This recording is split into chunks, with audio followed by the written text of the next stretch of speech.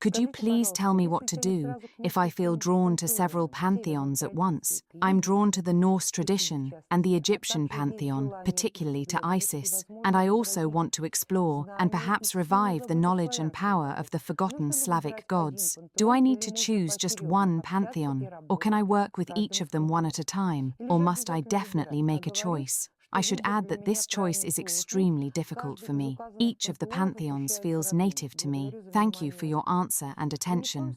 Under no circumstances should you neglect one pantheon in favor of another. However, I would recommend studying and working with each pantheon in turn. Start with the one you feel most drawn to, as this will make it easier to make a connection. Once that connection is established, the gods themselves will bless you to move on to a different pantheon.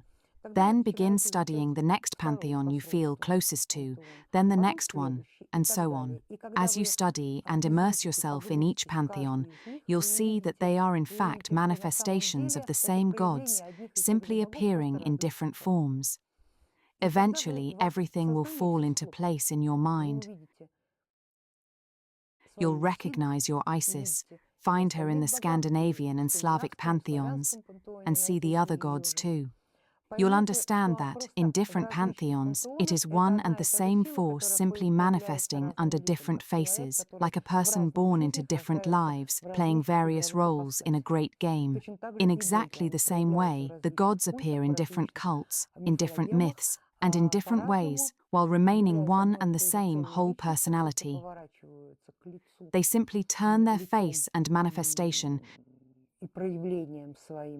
within this or that program system of the cultural or civilizational architects, manifesting a particular function while not revealing others. But this doesn't mean that those other functions do not exist. It simply means that in this particular project, that function does not manifest because such was the agreement with the other gods.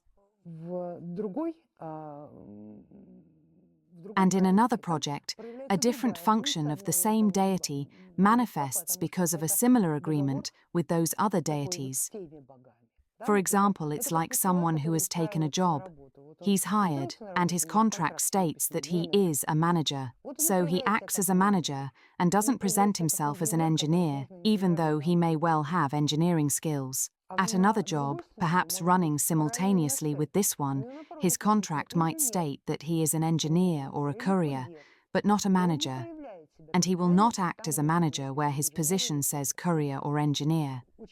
This is a very crude and primitive example, but that's exactly how I would describe it.